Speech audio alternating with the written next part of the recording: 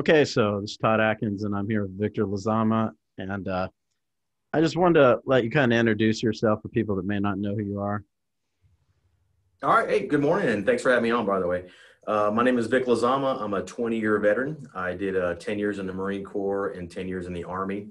I actually did an inter-service transfer from the Marine Corps to the Army. It was a program where, as long as you are going up the ranks, every service will let you jump from one service to another, which was kind of weird.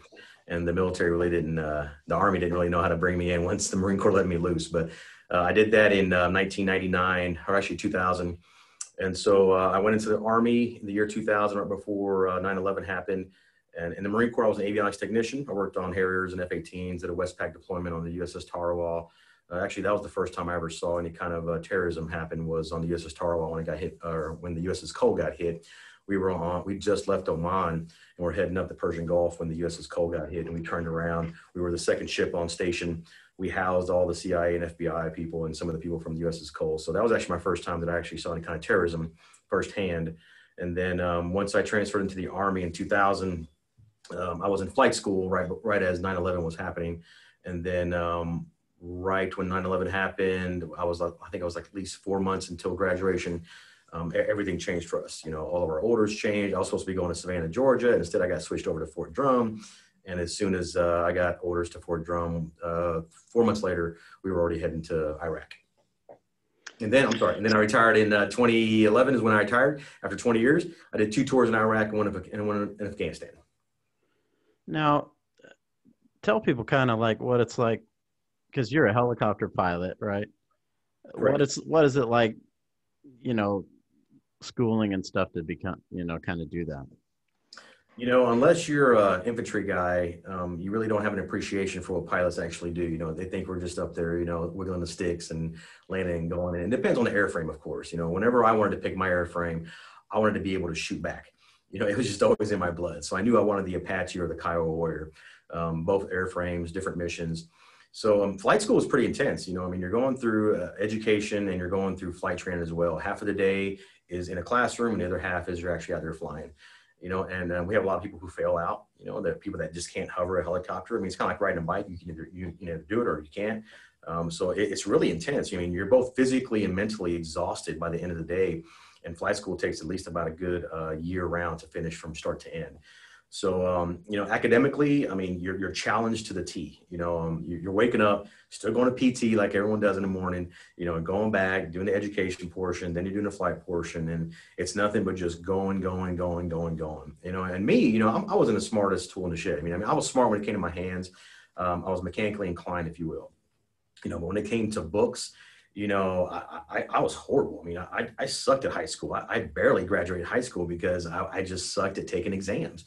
I didn't realize that I had a dyslexia. I would look at something and it would be the other way around. So for people like me, I mean, it was really, really hard to push through something like that, especially in flight school. It's numbers. You're looking at gauges. And I ended up, progressing so well in my career that I ended up being a test pilot. So as a test pilot, you go through and you're pretty much flying all the broken helicopters. You're pretty much, flying the helicopters before you give them to the line pilots and saying, hey, this bird is airworthy. You're now safe to fly it. So that was pretty much our job. But as a helicopter pilot, I mean, you're challenged left to right. And our goal and my mission for my airframe was to protect the ground guys, which is what we did very, very well. Now, so where'd you go first, Iraq or Afghanistan? So the first deployment was in 2003. We went to Iraq, as a matter of fact. Yeah, or the first. So we were actually OIF 2, OIF 1 were the first ones who kicked it off. So maybe describe, like, when you get to Iraq, what it's like there for obviously most people have never been there. What would you kind of describe it as? Well, when we went there, it was a cluster, and the next word on that one, it was just completely, this is OIF 2, it was 2003. So we already had people there for about over 15 months. And you first go to Kuwait. Kuwait was actually Udari. Kuwait was actually where everybody went to, and that was the staging grounds for all aviation and some of the ground guys and girls. So it was just very unorganized. It was so unorganized that when we got in country into Kuwait, we didn't even have a home. We had no place to go. We had no base to go in Iraq. We know that we were needed. Our airframe was needed badly. but there was nobody in country, nowhere in Baghdad, Mosul, nowhere in there that actually were saying, hey, we need this right now, or had a home for us. So when we crossed the berm, so we got there in 2003 of October, and we crossed the berm like in January of 2004. We were actually just hop skipping to all these little fobs and trying to work our way up to Mosul, Tal Afar, and Q West, where we finally found a home. But some of these little bases, so, you know, we were all the way down to south, Mosul, Tal Afar, and Q West is up north, Baghdad's in the middle. So as we're hopscaping to all these little fobs, because, you know, we only have so much fuel and resources. And not only that, but we had a ground unit with us of Humvees. So we were giving them convoy security going all the way up to the north, which is very dangerous. Back in the day, we didn't have the IEDs. And I was just looking at pictures from the other day, and I was taking pictures because I was left seater, and I'm taking pictures of our Humvees and our guys and girls, and, you know, they're all waving. We have cloth doors. We didn't even have any armored doors back in the day. So it just blew my mind how much the war progressed and how much we had to progress as well. But, you know, as we're going to all these little tiny fobs, you know, to get food and fuel, of course, for our people, because we're trying to work our way up north. And we're kind of like hitchhikers. That's exactly where we were back there. We were just kind of like hitchhikers, because, again, nobody whatsoever had a home for us. It was so disconnected that we went to a fob one time, and a fob forward operating base is kind of like a small FARP, which has gas and food and stuff, kind of a convenience store, if you will. But you know, it was manned by different troops. We went to a FARC one time that was ran by Spain, and nobody spoke English on the radio. And luckily that I'm bilingual, I had to get on the radio and let them know that we were coming in, that we needed fuel. But that's how disconnected that, you know, the war was. You know, it wasn't as organized as you think it was. We got to one base one time. I can't remember what it was. You know, we didn't have any water. You know, there was MREs and food there, but on the side that we were, we just had basic tents, you know, no electricity whatsoever. We were there for a good month, and we brought our generators in. I had to wire the place up to get us at least some basic lights, but we had no showers. We didn't shower for like 3 weeks straight. It was disgusting. But, you know, that's what it was like, you know, and it wasn't until we finally reached our FOB up north, our AO was going to be Mosul, Tal Afar, and Q West, that we fell into this little base called Q West. And it was somewhat built up. You know, it had some trailers, it had some generators in there, and then we made that place our home. The next 15 months, and that's where our deployments were actually 15 months long back then.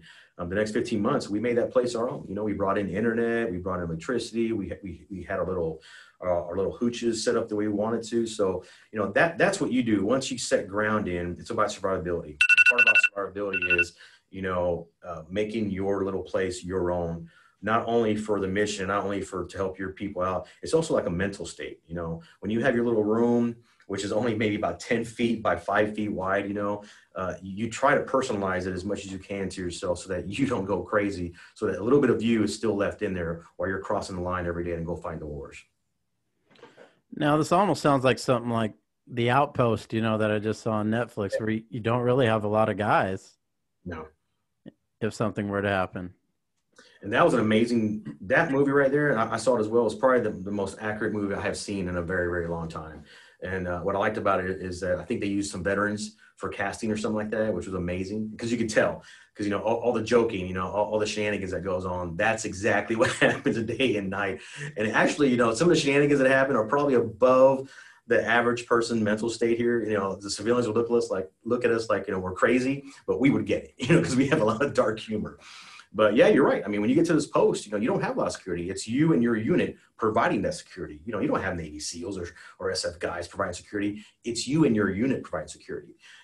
Q West was about an hour drive south of Mosul. And even being south of Mosul and being in a desolate place, just all desert, we were still getting indirect mortar fire about every other night. You would hear the mortar fire coming in. We know we launched our helicopters about looking for somebody, but they were smart. I mean, they knew what they were doing. But that was the lifestyle, is that, you know, like you said, you know, you're on your own out there, and you are, you know, and we were the air assets for Mosul and Tal Afar. And Mosul, you know, we had people in Mosul. So now you're taking a big unit of a squadron of 3, and now you're separating everybody into 3 different FARPs. So now you're smaller than what you were, and it's still your responsibility to provide the security. So, you know, did you ever have a situation where you had more numbers like that, where you're facing a lot of people shooting at you in one small location like that? There was one time in Mosul where they were trying to take over the air base at times. And in Mosul itself, we actually had some of the Iraqi forces, and we actually had the Polish army that were there with us. And if there is one army in this world that I think I would want to be next to when it comes to fighting an overwhelming force, it would be the Polish army. Those men and women are crazy. I mean, and the women were just as crazy as the men were. And I was so impressed with how they did stuff. And I was so impressed on the level of courage that they had. And I'll tell you a story. So one time we were flying around Mosul, we're doing an AO search, making sure that no one's going to try to invade or something like that. So we fly around doing a perimeter check, and the Polish army always, they're in their vehicles doing the same thing. So one time we found this truck. We found this truck, and oh, you still with me? Sorry about that. Yeah. I don't know what happened there. Yeah. So we had this truck that it looked like an RPG launcher in the back. It was a white truck. It looked like it had a long tube, which it was. It looked like an RPG launcher, right? So we're flying around and we see this, and here's another story about the high tech world that we have. We couldn't have communications with other nations, when it came to radio conversation, because it just wasn't developed that well yet. It was still kind of chaotic. So what we had was a message in a bottle. We would literally, we would fly around with water bottles, and we would literally write a note in a bottle, stick it in a plastic bottle, and we didn't have doors on, fly over these units, throw a note down to them. And that's how we actually communicated. As crazy as that sounds, however, very effective. You got the point across, there was no miscommunication. So, we do exactly that. We get a water bottle, I'm writing on a piece of paper, white truck, RPG question mark, maybe, in broken English as well as we can, because they knew a little bit of English. And we fly underneath them, we throw the bottle, they catch it, they open it, they give us thumbs up. So they took this truck, and without even thinking twice, they opened the doors, and we're watching this from the top, and just take the two men that were in it, and just throw them on the ground, put their hands behind their backs. I mean, very aggressive. And they go in the bag, they pull it up, and come to find out it was one of those large sprinkler heads. Giant sprinkler heads out there. So we're all there feeling bad. But again, the Polish army, you don't mess with them. And it was a big honor to work with men and women up there like that. They had snipers. We'd walk around the fob, and there was a female sniper that was embedded next to one of our first sergeants, and he didn't even know he was there smoking. And all of a sudden he heard someone say, don't do that. He looks around, and there was a female sniper just right by his feet. It was so impressive, the level of professionalism that those people had. But yeah, when it comes to being overran, there was a couple times when he tried to overrun Mosul. We were in Baghdad. There was a couple, or Afghanistan. There was a couple times that you had like 8 guys trying to take over Bagram Air Base, which was a huge base. That lasted maybe 3 minutes. We launched, and Apaches launched, and we kind of killed everybody. But we just never understood, why a squad of 8, bad guys were trying to take over a giant base like that. But I don't know. Maybe it was the peyote. We have no idea what was going on over there. But there was never really a time like the outpost that we ever felt as if we were being overran. We had 50 cows always manned. We could launch our helicopters in a heartbeat. We would pre-flight our helicopters. In our helicopters, my helicopter we carry 7 rockets, 50 cal. We can carry Hellfire rockets, or we can carry rockets to rockets. It really depended on the mission. But every aircraft was ready to launch in 30 seconds. It usually takes about 30 minutes to pre-flight an aircraft before it's ready to go. Both pilots go out there, they walk around, they have a checklist this thick, not exaggerating, and you have to go through this checklist to pre-flight the helicopter to make sure it's airworthy and it's free to fly. But what we did was we would pre-flight prior to our missions and leave that helicopter sitting there so nobody could touch it. So if something like that was to happen, if we were getting overran, we could launch in a heartbeat and take off. Yeah, they said in the movie, the outposts, maybe some of the smaller attacks, or so they could kind of see what the reaction would be for the bigger one, maybe. Oh, yeah. And what's crazy is that, and that was more Afghanistan, how it was so spread apart than it was in Iraq. In Afghanistan, those outposts like that were a dime a dozen. There were so many outposts out there that were stretched out. I don't know if you saw Restrepo. Restrepo's another documentary, was amazing. Another little outpost in the middle of nowhere. So if they wanted air support, it would take about a good half hour. I know we were stationed in Jalalabad. The outpost was an RAO there, and so was Restrepo. That was all in the Pech Valley and a little further out north. But and our main base was Jalalabad, which was JBAD, and that's where the Navy SEAL team brought after they launched from JBAD to go get Bin Laden and come back. So it was a pretty cool base. But we were there for a good year. And there were so many AOs out there. They were just in the middle of, I'm sorry, FOBs that were middle of nowhere, just tiny little outposts, just like that one that you saw in the outpost, even smaller, believe it or not. They were just out there in the middle of nowhere, defending on their own. And it would take us at least a good 45 minutes flight. I mean, full speed. And we've had to do that before. When we get TIC, a troop in contacts, we would just be, hauling butt to try to get to that point. But there was never a time when we didn't have air assets in that area. Our unit made sure that when one team comes off, another team comes on, and they're already on station before we would leave them. So we were always in that area, hopefully close enough. But at the end of the day, I mean, those men and women who man those outposts, they're pretty impressive. And you got to have some guts, believe it or not. Now, I saw where this guy, Wesley Morgan, is writing a story about something you were involved in. Like, when did he approach you? That was back in 2014. He was embedded, I guess, with the ground guys of that little battle that happened there in the Pech Valley. The Pech Valley was this area where it was horrible. Restrepo was, I think, to the east of it. It was just a place where three mountain ridges come together, and there was a beautiful little river running alongside of it, and a little town right in the middle of this intersection. And that's where a lot of the Taliban were coming through. A lot of people coming through Pakistan as well. It was just a really horrible, horrible place. And I want to say that it got shut down a while back, but that whole valley there was just really infested with a lot of bad guys. So when someone comes to you and says, I want to write a book about this, were you kind of hesitant at that time, or? I wasn't.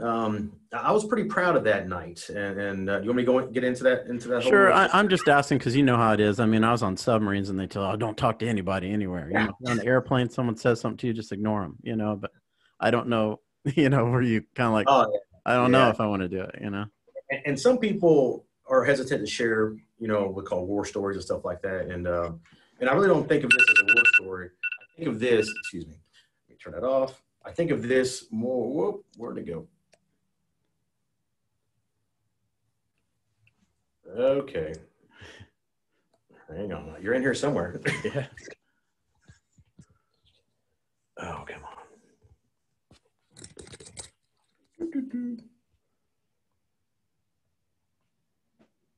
Okay, I don't know where the Zoom happened.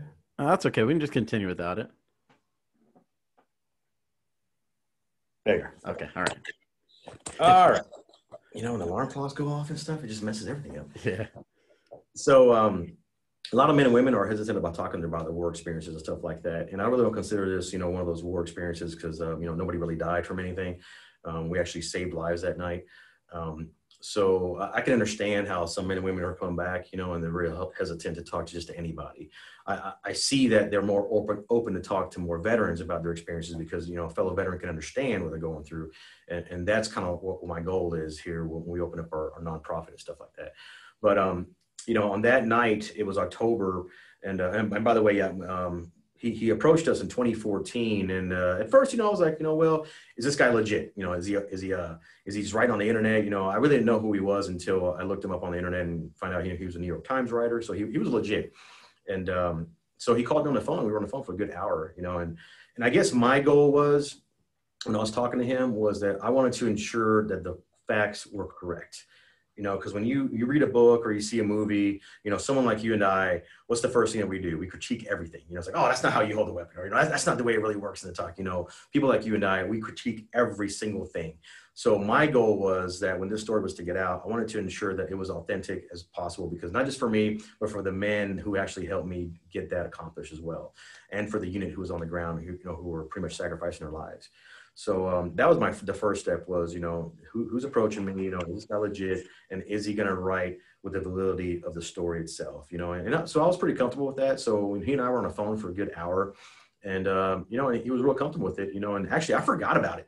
I totally forgot about it because there was so much time. That's 2014, right? And it wasn't until a couple of weeks ago where I saw that he posted that. And I'm like, hey, did we make it in the book? And he was like, oh, there you are.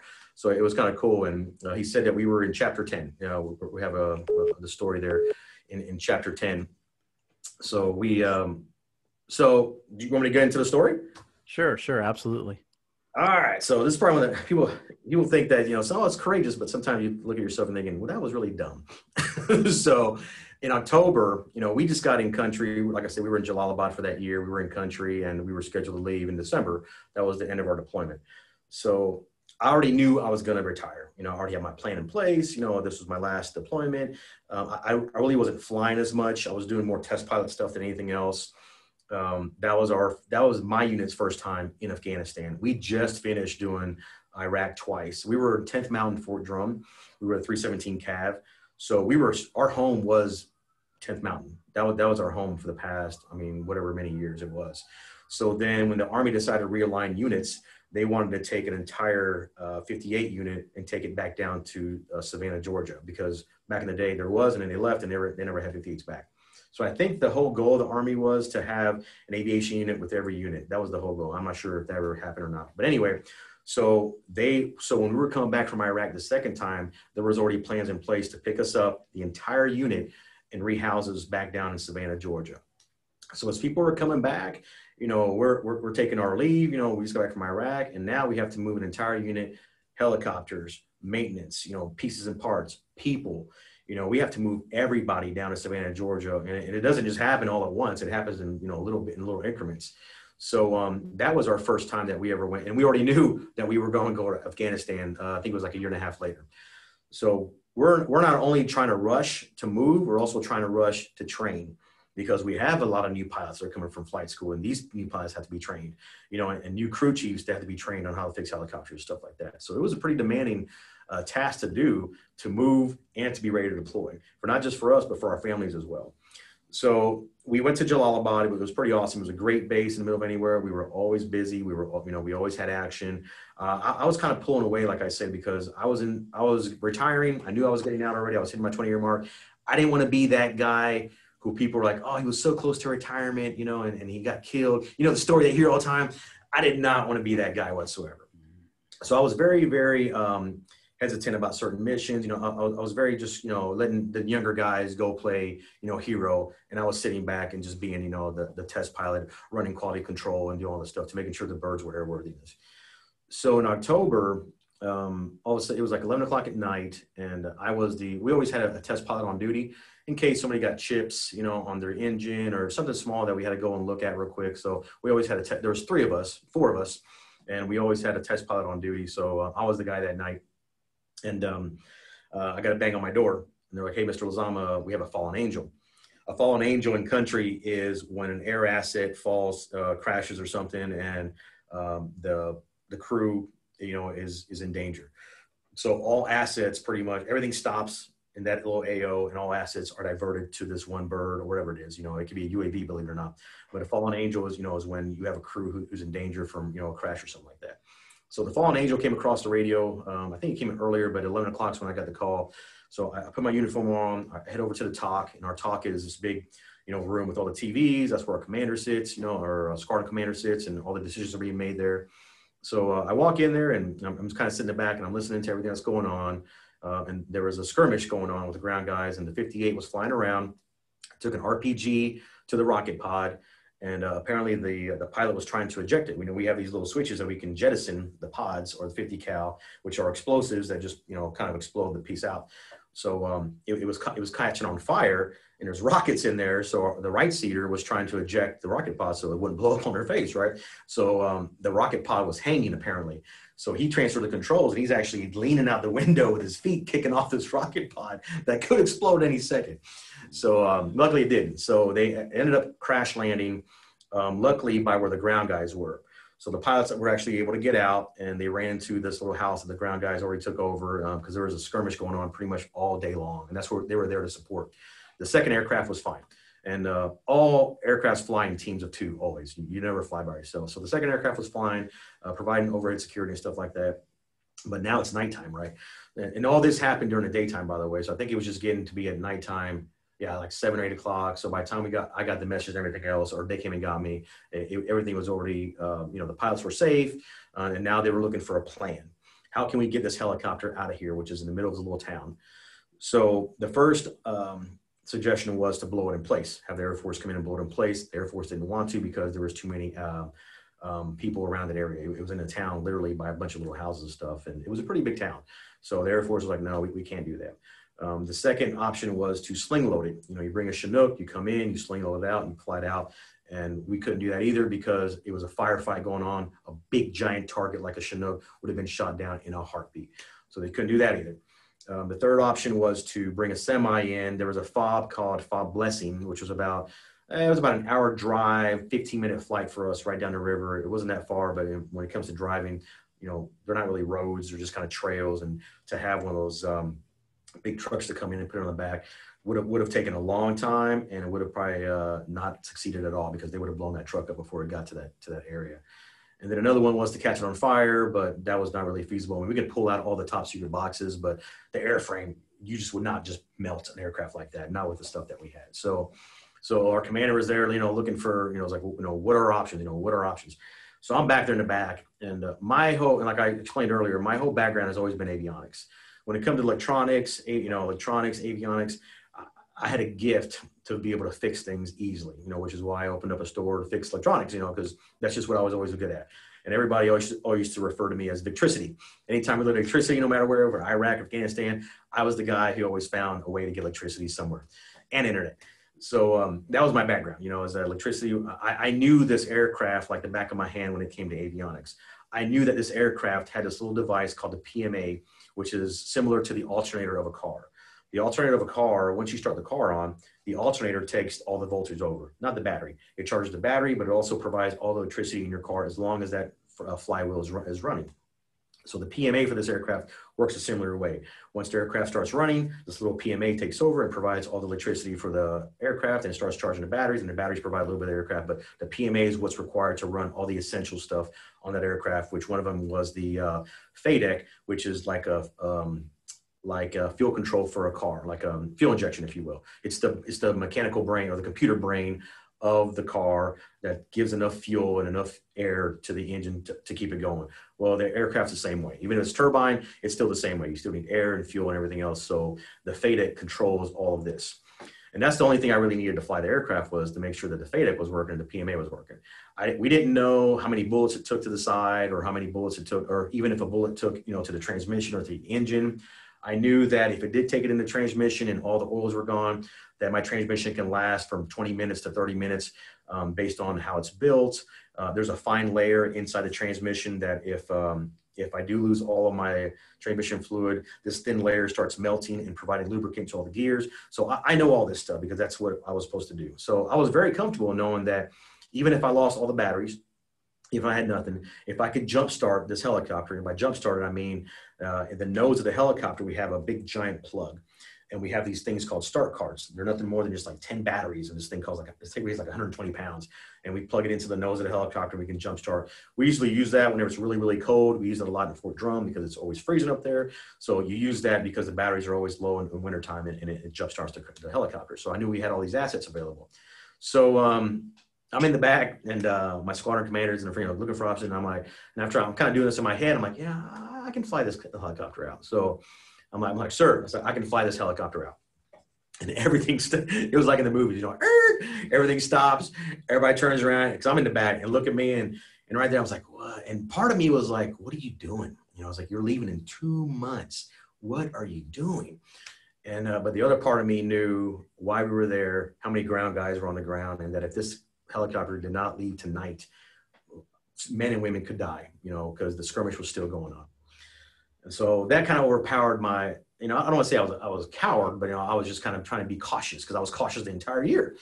And so I kind of pushed that aside, and he was like, Vic, what are you talking about? And I tell him exactly what I told you guys. I was like, as long as, that PMA is working, I was like, I don't need instruments. I don't need to look, at how high I am or how fast I'm going, because I knew the fob was only, 15-minute flight. I don't need to fly. I have my night vision goggles. That's all I need. I'm going to be flying in the blind pretty much, because you have instruments, you've seen on TV. We use those to fly. But I knew that if I had my goggles, I could fly carefully, and make sure I'm not going to run into stuff. My co-pilot. So I told him again the whole story, and because he knew my history, he never questioned anything. He was like, all right, I'll send it to the chain of command. So he was like, go get whatever crew you need and come back here in about 20 minutes, and we'll see what what brigade says. So, I go, and I'm walking away, and it's like a 5-minute walk between the talk and my chew. And so now I start thinking in my head, who am I going to take with me? And the ugliness of being a leader is having to make, decisions on, if this mission fails, who are you going to kill in the process? And that sucks. It really does suck. So I'm going through my head on all my test pilots that I have there, the ones that are there actually. And I start thinking of, my friend Kevin. Kevin and I, we've been in Iraq twice. Next to me, he's a bigger badass when it comes to being a test pilot. He was a fellow test pilot, but he had, two beautiful girls. He's been married to his wife since high school. They've been married for like 30 something years, so I knew I wasn't going to pick Kevin. Dan just had a baby, him and his wife just had a baby, and Dan was with me also in Iraq, the second time of Iraq. So I knew I didn't want to pick him. And I was like, man, I can't pick him. So then Alec came across my mind, and I would have picked Alec anyway, because Alec was the younger one of us. He was a high school to flight school. The Army had a program where they would take high school seniors once they graduate and throw them in flight school. And that was a program called High School to Flight School. Alec was very eager, motivated. I mean, I knew that he was never going to say no, but he had the least to lose, besides me, of course, and I had an older daughter and stuff, and I was married at the time. So, I had a lot to lose as well, but I knew that Alec not only had the least to lose, but he was also motivated, and he had the smarts to do, what we had to do, because I was his mentor, so I was like, this guy's, I know Alex. So I go knock on their door. Oh, and then I had to pick two crew chiefs. I needed a crew chief to carry the start car, which weighed 120 pounds.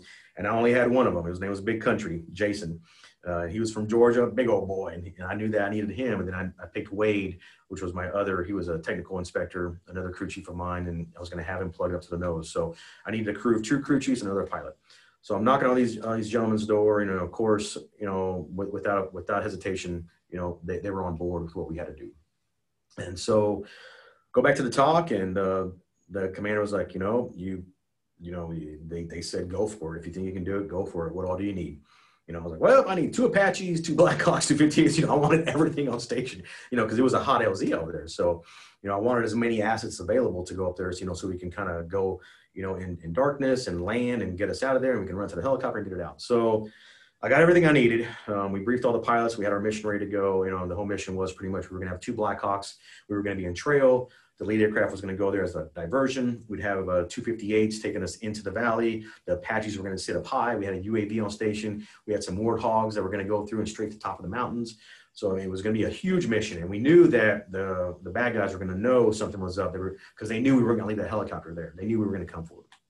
So we're going in, and there's like a long valley that's just nice and easy. But then when you turn to go into the Pech, if you were not a 58 Delta pilot or a Apache pilot, you could not go in there unescorted. So if you're a Black Hawk or a Chinook, you had to have Apaches or Kiowa warriors with you to go into that valley, even during the daytime. That's how bad it was.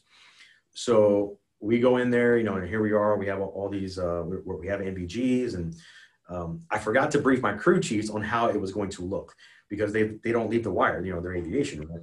And so as soon as we turn into the valley, I mean, it looks like, Birdland. You have, and under NVGs, when you see a bullet, it looks, exaggerated, of course. But you're seeing all these bullets going everywhere, a firefights going on, and my crew chiefs are like, where are we going? I'm like, oh, that's normal. It's just a small skirmish down there. But a small skirmish looks huge under NVGs, especially when you're in the air and you're seeing all this firefight going on. So as we're going in with the Blackhawks, they start taking fire. And they have to start, diverting. I'm like, we got to land. Let's, land us wherever you can. So they landed, and it took like 2 seconds to land. We just rolled out of the helicopter, fell on the ground. We had all this, we have these big giant start cards. We fell on the ground. They were gone in 2 seconds.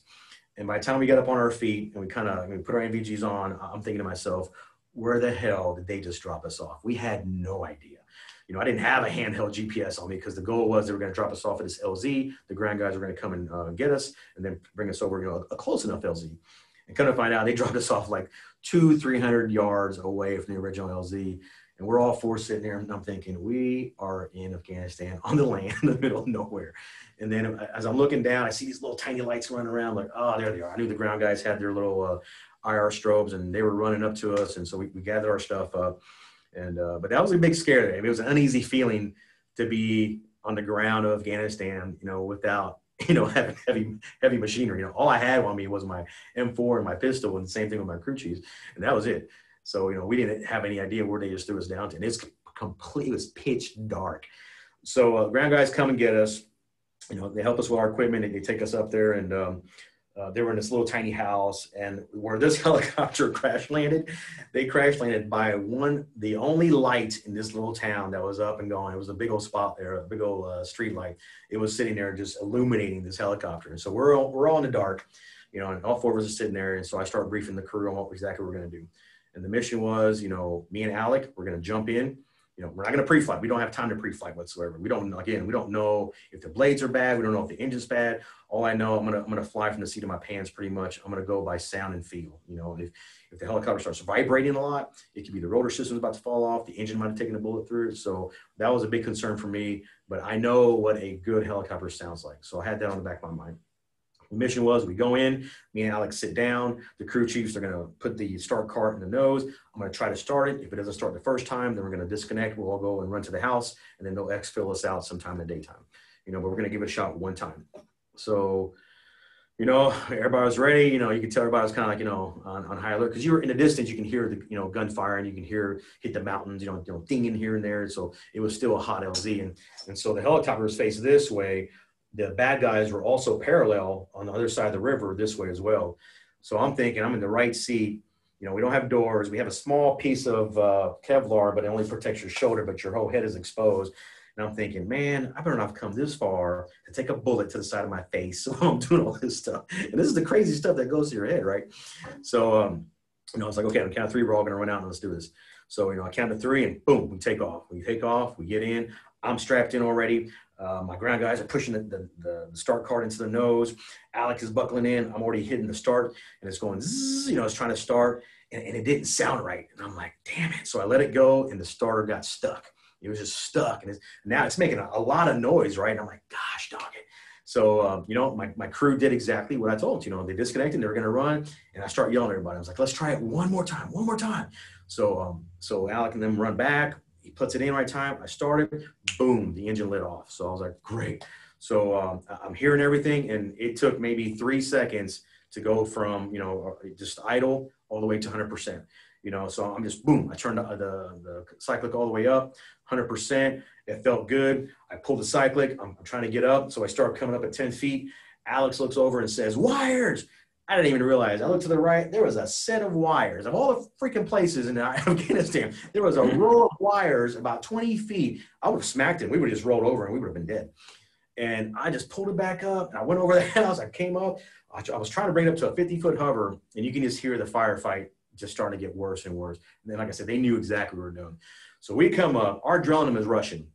We have a blacked out cockpit. We have no indication whatsoever, but I can hear the engine 100%. The blades felt okay. I didn't feel any kind of shuddering and stuff. So we take off. And like I mentioned before, this was a valley that had 3 different, you know, routes to get into it. And we were right in the middle of it. So we started flying. All of a sudden we're like, holy cow, where the heck are we going? we don't have the maps. We have nothing. We totally forgot on where we were going to go.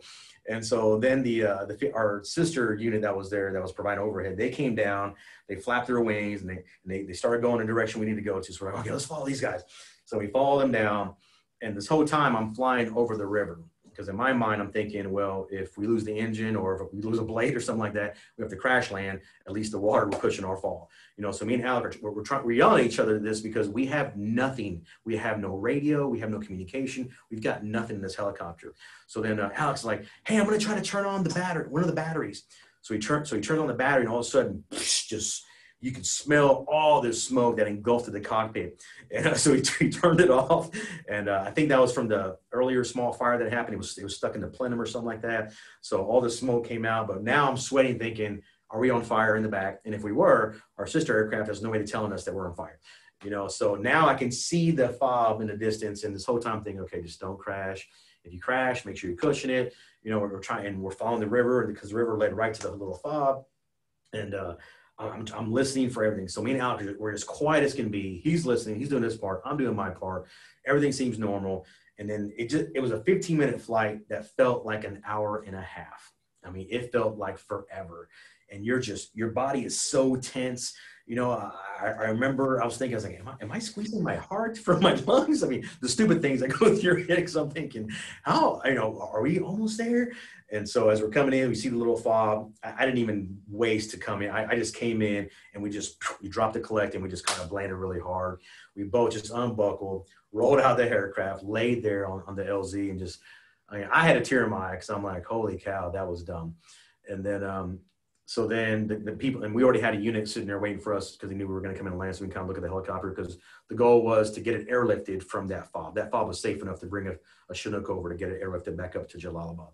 So we already had a team there ready to go, and as we're getting out, everybody's looking with the flashlights. The blades had some bullet holes in it. The airframe took a bullet through it, which severed some of the avionics lines, which caused no power whatsoever. Nothing hit the engine, nothing hit the transmission. So now it's like, I think it's like 2 or 3 o'clock in the morning. You know, we're not gonna be able to sleep. We're looking at everything. We're taking the blades off. You know, we're getting the bird ready to get airlifted out. And so the chow hall opened up. So we went to go in the chow hall. We went and sat there, because, you know, we were exhausted. And as we're sitting there, we're now it's like 5 or 6 in the morning. We're seeing all these infantry guys coming in, just tired as can be. You know, you can just see their faces, their uniforms. And me and Alec are sitting there, you know, and then we're just eating. And one guy comes over, he's like, were you the crazy bastards that just flew that helicopter out? And we're like, well, yeah, man, you know, that was us. And one of them hugged us. They would start giving us their coins. We're like, you guys have no idea that if you wouldn't have gotten that out, we would have been there for at least 2 more days, and we would have lost some of our men and women. So it was a hard, I mean, you know, I'm trying to keep I'm like, keep it together. You know, I'm trying not to cry. It was emotional, man. It really was, because you have all these guys just standing in line, just coming over to us, you know, telling us thank you and stuff like that. And that moment, I knew that it was worthwhile what I did, you know, because like I was telling you, I mean, I was leaving in 2 months, you know, there was a high probability that, you know, we could have been killed and that stuff like that, you know, but making that small sacrifice, you know, was worth everything else. So, and that's it, man. That's the story. You know, and then when you retire, you come back. I mean, this is kind of the challenge that I think we all face to some degree, but probably more of you guys than anyone. I mean, how do you do that, you know, when you're coming back from this experience to just being a regular life, so to speak? You know, that's a good question. And I'll answer that with the same way as flying. So, you know, when I got out, I went to fly for Tulsa Life Flight for a while, and had to ground myself. I kind of felt myself on edge and everything else. But while I was flying, you know, I was never used to flying with passengers. You know, I flew an attack helicopter, so it was me and a co-pilot. Now I went from flying by myself with 2 nurses and a passenger. And the whole time, I want to yank, and, you know, I want to fly. You know, I want to be like Ricky Bobby. I want to go fast. You know, and I see a therapist. There's no shame in that, because, you know, we all come back a little broken. And my therapist hit it on the head when she said, you know, you guys go from, you know, imagine yourself being a NASCAR driver, now being, you know, a cab driver. You know, you go from having this adrenaline rush, you know, to doing these great things and doing above you know, above anything else anyone's going to do. Then you come back to civilian life where everything is calm. You know, and some of us are just having a hard time adapting because we don't want to be calm sometimes. You know, I'll go and do stupid stuff like do a 220-mile hike, you know, when I'm not even in any kind of shape whatsoever. You know, I'll go to Houston and help the people down there who are having problems, and take a boat and do stupid stuff, just because I do miss that. You know, I do miss the rush. I do miss going to do bigger and better things at sometimes, even though I need to bring myself back down to earth. You know, I need to bring my feet down and be like, hey, that's not who you are anymore. But it doesn't mean that I can't use that intensity or that motivation to help our community or to help fellow veterans out. So it's about finding the right balance between not going too crazy, you know, and kind of staying in our area of, you know, helping our veterans and our community out.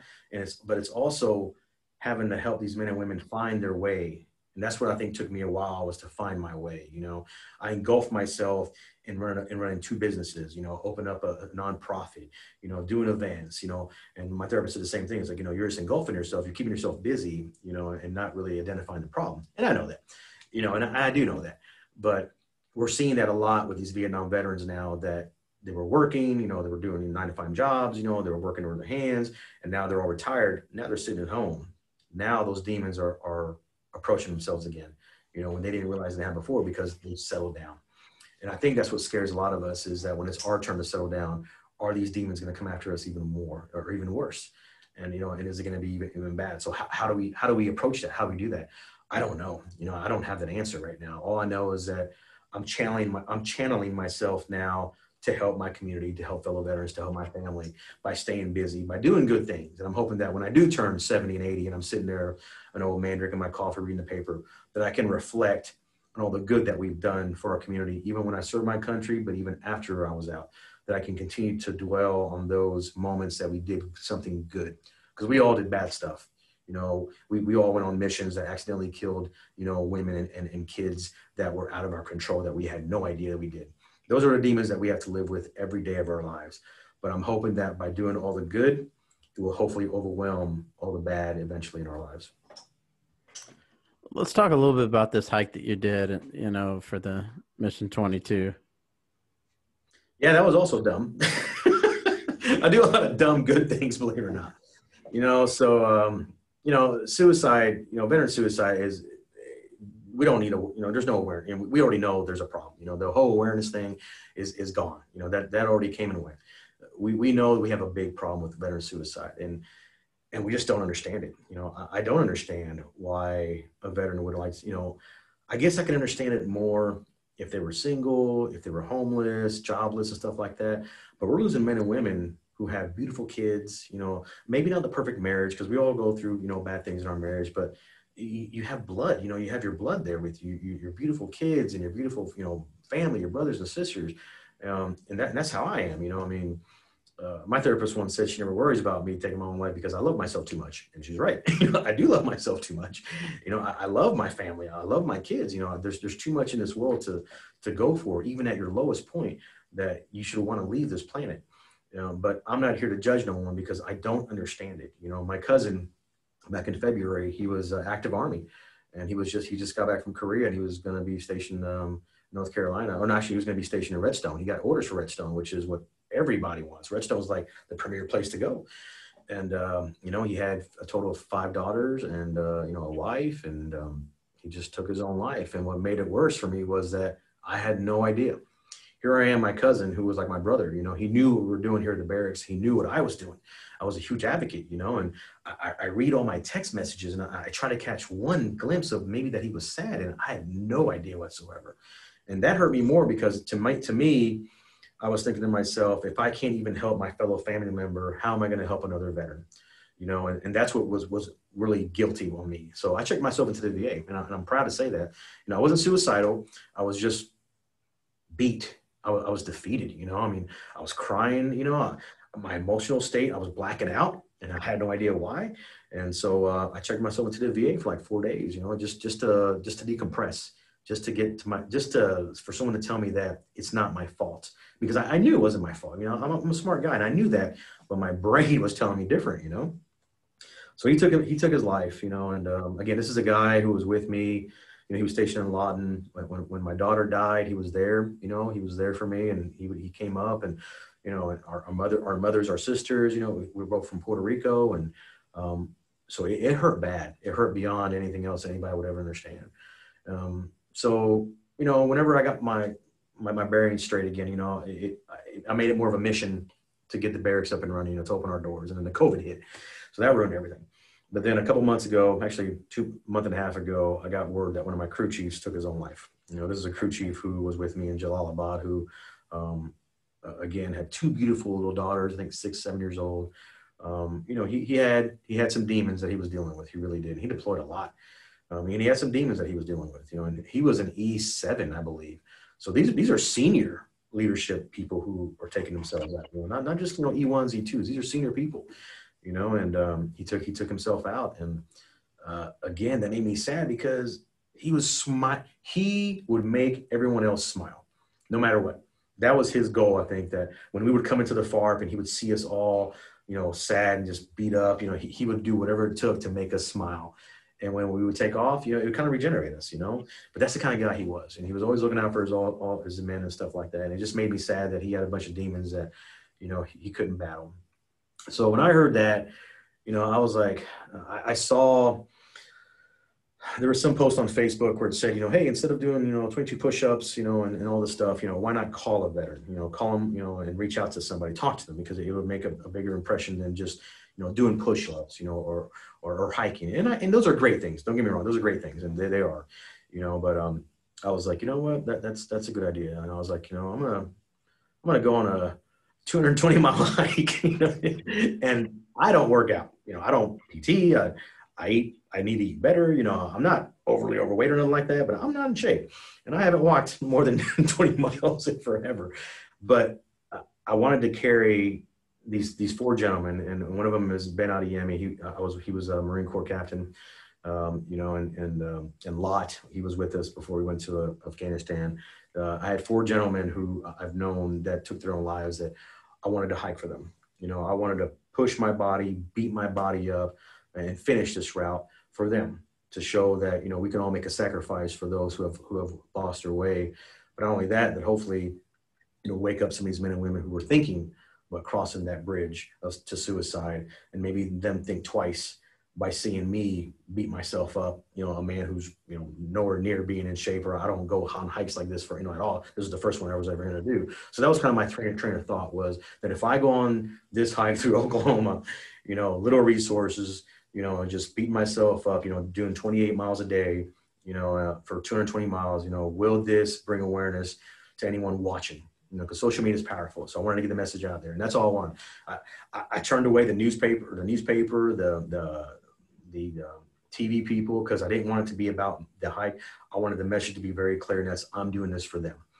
So if you noticed, it wasn't until afterwards that I allowed the media to hit me up. But before that, I was like, no, guys, I appreciate the offer, but I don't want this to take away from what I'm doing. So I grabbed Kaylin. Kaylin's National Guard. She's an E4 in the National Guard here in Camp Gruber, and so she's in better shape than I am. But I'm like, let's do this. Let's just grab the minimum. Let's plan this out right. Let's plan around Oklahoma, and let's see where 220 miles will take us. And so, we decided to do it, and we went in and did it, and it was a good. The first couple of days she was with me, and then the last couple of days I was with day 5, 6, and 7. I was by myself, which gave me a lot of time to reflect. Man, I was crying. I cried along that route because I would tell a story of all the men. Every day I would tell a story of the men that we lost, and it just brought up feelings. Feelings of why. Because I try to understand so much. I try to make there's got to be a reasoning for everything that we do in this world. And I just try to understand it. And by trying, it makes you more emotional. And then you start crying. And then, you feel vulnerable. And you're like, what is it that we can do? But, the first day, it almost killed me. I mean, going from Muskogee to Okmulgee, there's nothing. We have beautiful land here in Oklahoma. We really do. But the problem is there's nothing. There's nothing out there. And you need water. You need shade. There's no shade. There's no trees. I don't know what happened to all the trees around here.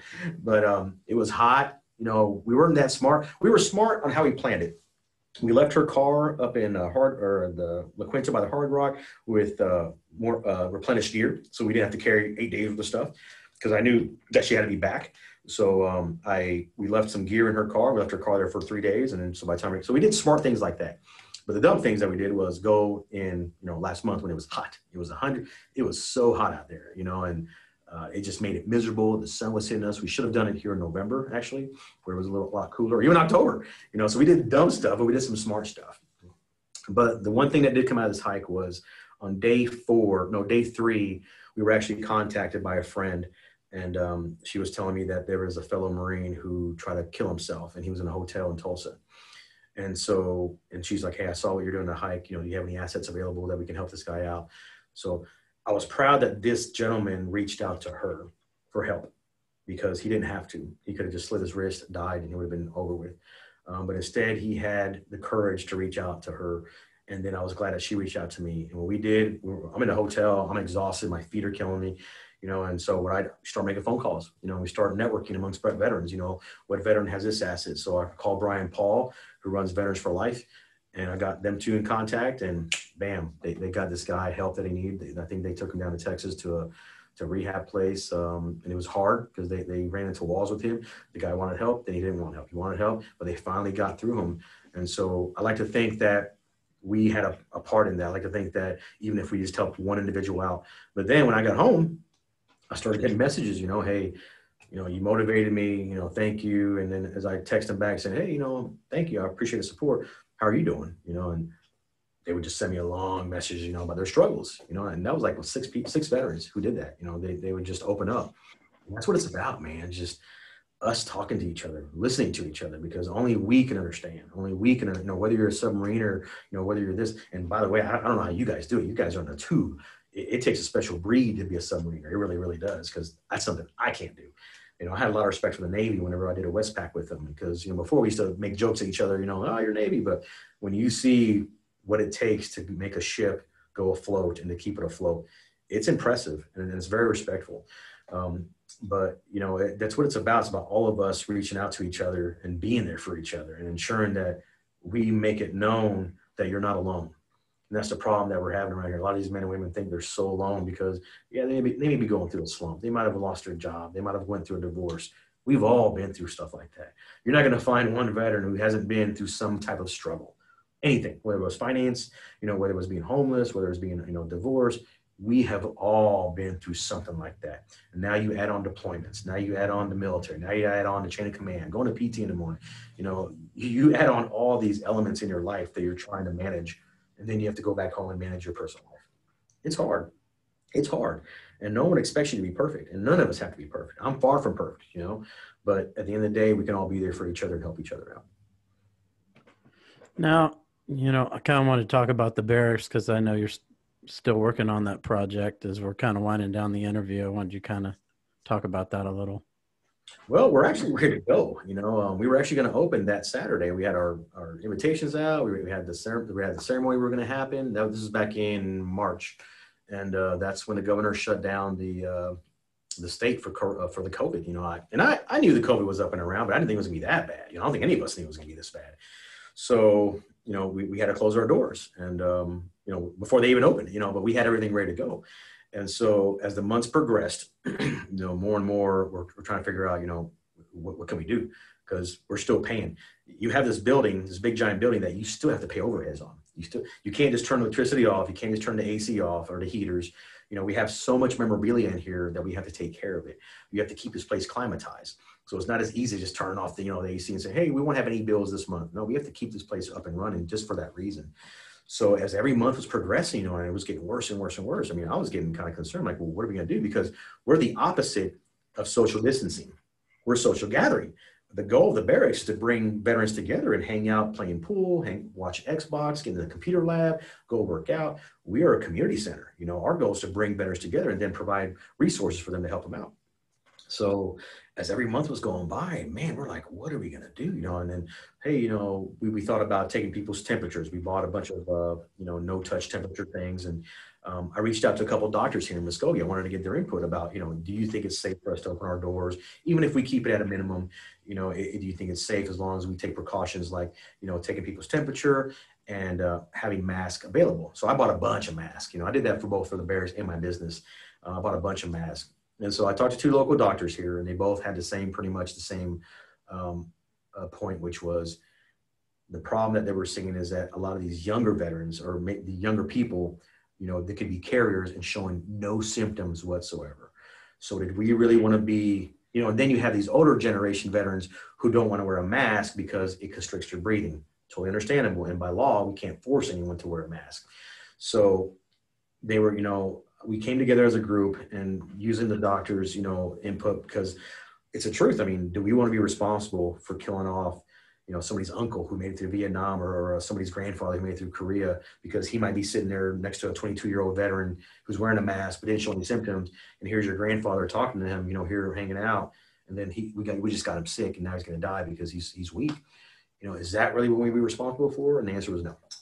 You know, and we respect everyone's outlook. You know, you don't want to wear a mask, you don't believe in Corona, hey, that's fine. That's everyone's God-given right. You can do whatever you want to do, but we wanted to ensure that we take care of our veterans and we look out for them. So we made a decision to keep our doors closed. But I think what we're going to do next month in November is we're actually going to open up the service offices. So Kai Boys, American Legion, DAV, and the Veterans Rally Point all have an office here. And then I'm going to open my office up. So I think we're going to open up the offices, let these people come and man their offices, get them ready, and still provide service. Because even though we're closed, when we get phone calls and someone needs help with this, we're still providing that service no matter what. But I'm thinking we can do it by appointment. So if you need something like, you need help with your medical claim, or if you need help with, housing or something like that, we can provide those services here still by appointment or even by a phone call. Or even if you knock on the door, we can let you in, take your temperature, but practice social distancing, if you will. But we're going to keep the computer lab closed. We're going to keep the gyms closed, the chapel closed, the chow hall closed, the kitchen closed, and the rec room closed just for now until we figure out what's going to happen, But this COVID has affected everything. I mean, this COVID has affected all nonprofits because we can no longer, we couldn't do our annual fundraising this year, which was our Muay Thai boxing event. We did it every year. We raised about $8,000. Now we can't do it because of COVID. So, and it's not just us, it's every other nonprofit who can't raise funds. And that's how we live. That's how we pay our bills. Nobody here gets a paycheck. Nobody here gets paid for nothing. Every penny that we have here goes towards lights, goes towards internet, gas, and electric. That's exactly what it all goes for. So you're seeing us struggling with you're seeing a trend now with all these nonprofits who are really struggling and trying to get themselves surviving until at least next year, until we can all figure out what to do. So yeah, so hopefully we'll open up our doors here, our offices here next month, and maybe little by little, and then whatever magic pill comes out for this corona, hopefully it can be sometime soon and get our society back to normal.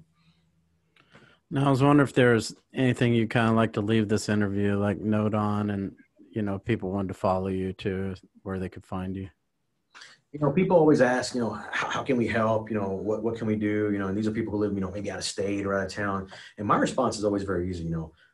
Find something to do for your community. It doesn't have to be for veterans, but find something to help, to do, to help, to give back, if you will. There are so many people around here that have such a huge heart and they love their community and they give without ever asking anything in return. And people like that are amazing. We need more people like that. Find a food drive, find someone giving away coats, go to a shelter and help out.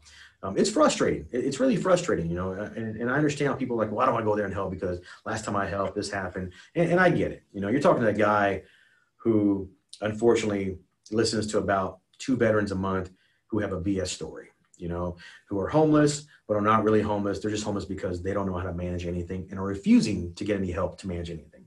That's on them, and I tell people here at the barracks, we're taking the more drill instructor approach. We're not a shelter. We're not a homeless shelter. We're not a flop house. If you're coming to us for help, the first thing I'm going to ask you is, why are you where you are? What is the real story and how can we help you get out of it?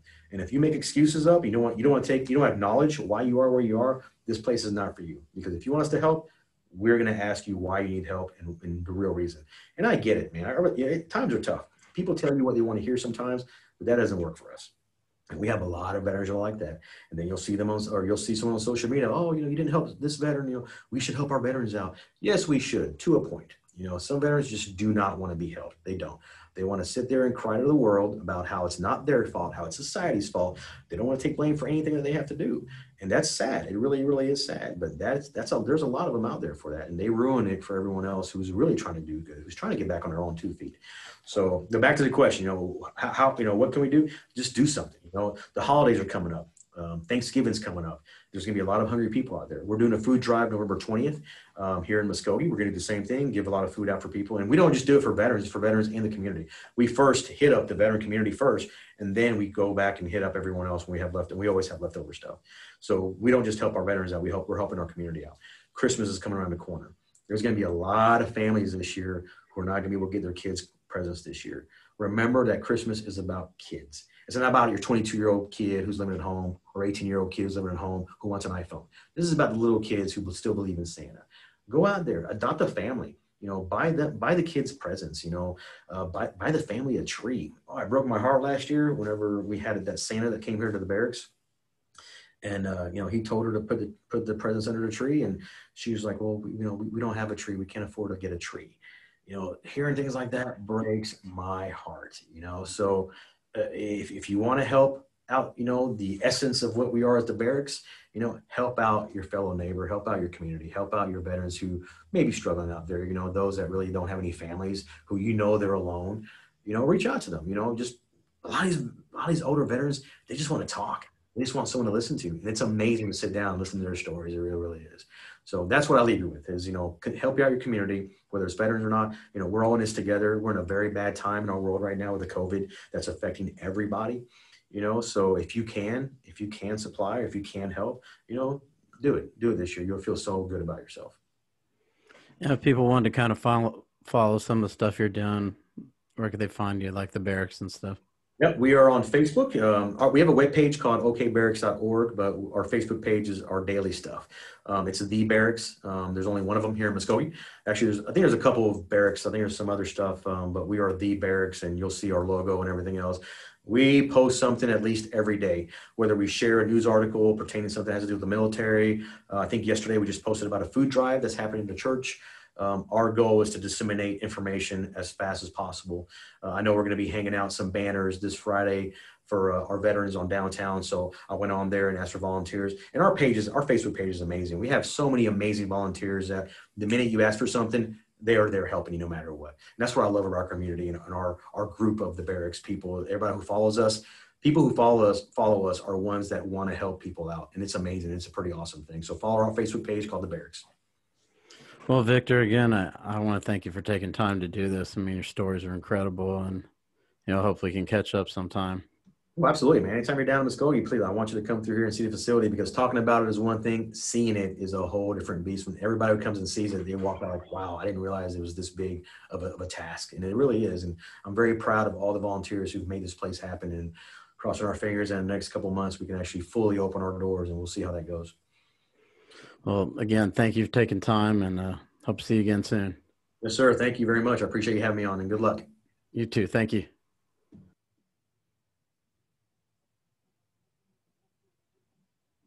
Good. All right, man.